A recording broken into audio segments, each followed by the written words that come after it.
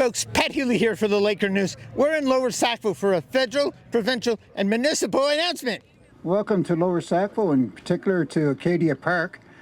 Acadia Park here is owned and operated, privately owned and operated by Acadia Recreation Club Society, who is the oldest society in Lower Sackville. In Sackville, I wouldn't say HRM, but it's 101 years old.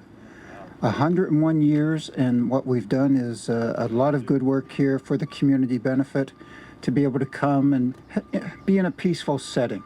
So it's so wonderful to see you all here this morning for this wonderful announcement. Everyone here today understands the challenge that we are facing in this country. Across Canada, there simply are not enough homes, and the ones that we have are often unaffordable, in many cases for our most vulnerable neighbors. And building more homes builds a stronger future for all of us. But as we all know, housing is more than just four walls and a roof. It's about stability, it's about safety, and for young people in particular, it can mean the difference between uncertainty and hope. The program that we're funding today brings together developers, nonprofits, and government partners to build the affordable housing that we are missing in too many areas, including here in the HRM. So, on behalf of the Honourable Gregor Robertson, who's the Minister of Housing and Infrastructure, and the Minister responsible for Pacific Economic Development Canada, I am pleased to announce this morning that the federal government is providing over $5 million to help build two buildings that will provide a safe and stable living environment for 8 youth facing adversity here in HRM. So round of applause for that. It is always a very good day when all levels of government are aligned and cooperating for the betterment of our communities.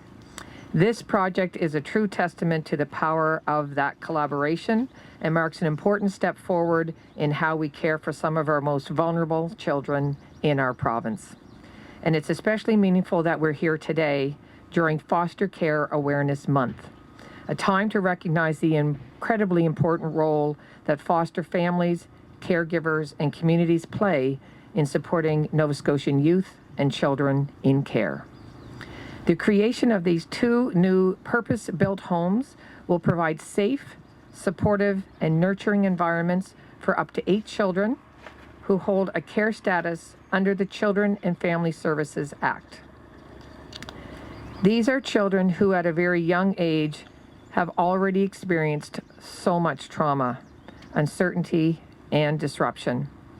And while we work together to support each child transitioning into the care of a loving family, we have a responsibility to ensure that the time that they spend in our care is as supportive, safe, and positive as possible.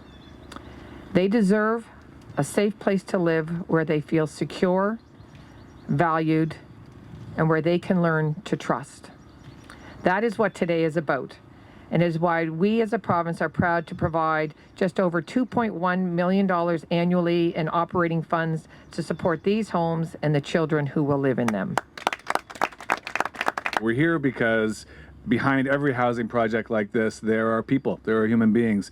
In this case, it's young people who are in need of stability, they're in need of support. They deserve an opportunity to grow up in a safe and caring environment, and these 8 units are going to make a meaningful difference in their lives. They'll give the children a place where they can feel safe, where they can feel secure, where they can be connected to their school, they can be connected to the support and other services that they need, supported and connected to the people in their lives around them. And that stability really matters, as Minister Adams has said. It shapes outcomes, and that kind of support and stability strengthens communities at the end of the day. We're very proud then to announce that the Halifax Regional Municipality, from its Affordable Housing Grant Program, is contributing $200,000 in toward the project, along with about $30,000 in municipal fee waivers to help make this project possible. Today is a historical day for Chisholm Services for Children, but more importantly, as said earlier, for the resilient young people that live within our homes. This project is about creating safe, supportive homes, therapeutic spaces where vulnerable children can begin to heal and build hope for a brighter future. Chisholm has a history dating back to 1890 here in Halifax. Today, with the support of all three levels of government, our vision of brighter futures for children is becoming a reality by building 2 new specialized homes that will be responsive to their needs, with access to outdoor play areas and land-based therapeutic recreation. I was in Ottawa yesterday, and somebody asked me, why'd you get into politics? Why do you care about this kind of stuff? And these are the days and these are the events that are why I think myself and really anybody goes into public service. Over the winter, I had a chance to tour the site with Wade and the team, and to see where it's going, the level of detail, attention to detail, the care and love that goes into it is really rewarding. So, what I said during my statement is true. I think, Chisholm's changing lives for 8 young people here in this community, and that's pretty amazing thing to be a part of. And I think all levels of government, regardless of party stripe or non-party stripe, need to work together. That's something, the councillors and the MLAs that I work with in my riding meet regularly to make sure that we're all on the same page.